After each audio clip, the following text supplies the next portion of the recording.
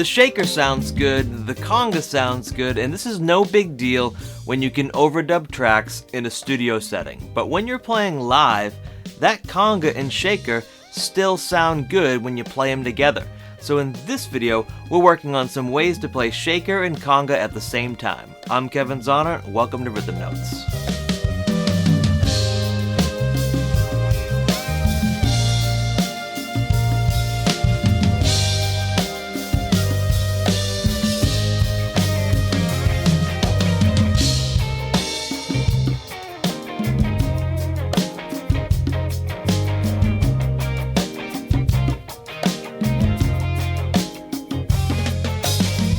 When I was a sophomore in college, I was on my way to an audition that I knew was important, so I called my high school percussion teacher to ask for some advice. He said, "Show them that you don't just play congas."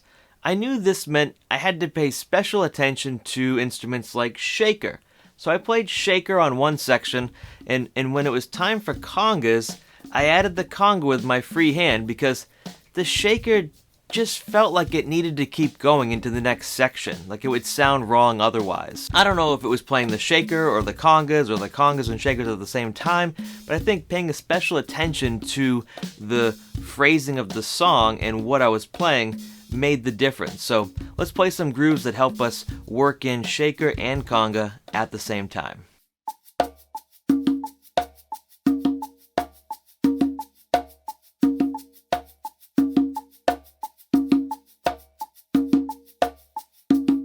When I first start developing the coordination to do almost anything with hands, sticks, or feet, I need to determine where the parts line up.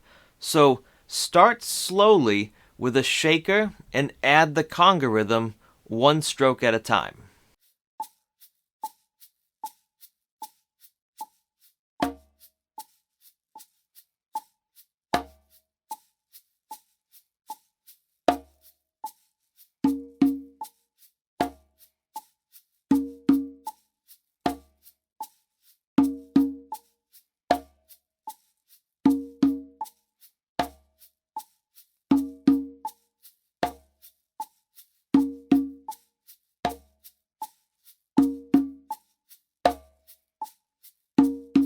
If you want free lesson PDFs, subscribe to my newsletter, Rhythm Insider, at rhythminsider.com. You'll get a free gift when you confirm your subscription. Once the two parts feel comfortable together, listen to the parts and enjoy the music you're making. Evaluate it. Is it in time? Are the rhythms blending with the song and the other rhythm section instruments? It's important to develop both a critical and appreciative ear. In other words, play your best and make adjustments to your liking and show some self-love when it sounds good.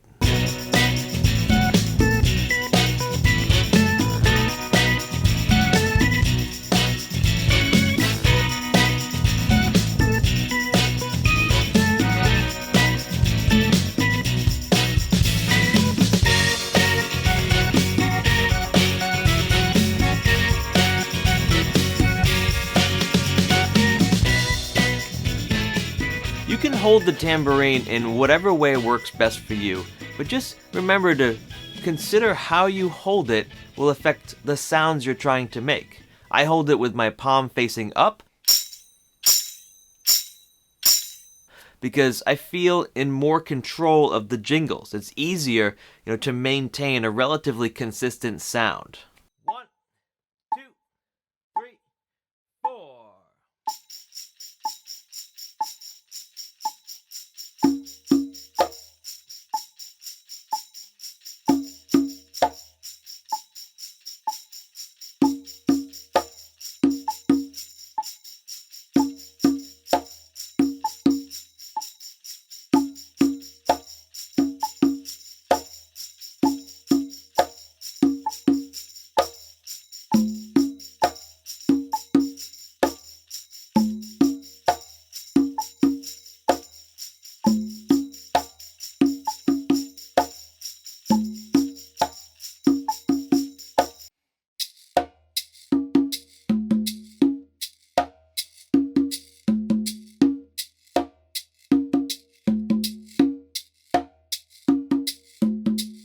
of my favorite shakers is the one shot, because it leaves a lot of space that can be filled with other things like the conga part. And you don't have to fill all that space, but it's there to do what you want for the music. I'm going to play a conga tumbao groove that I heard on a Sting song called 1,000 Years.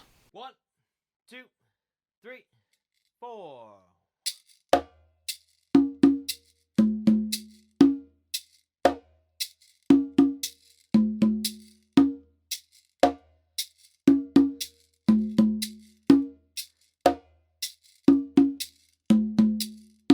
And what's really cool about the one shot is you can hold it in different ways and get a very dry sound, or you can kind of tilt it like I am in this case,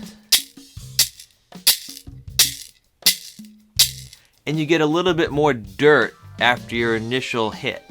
And that's the deal with shakers. You can hold them in different ways to make different sounds, but just start with these basic techniques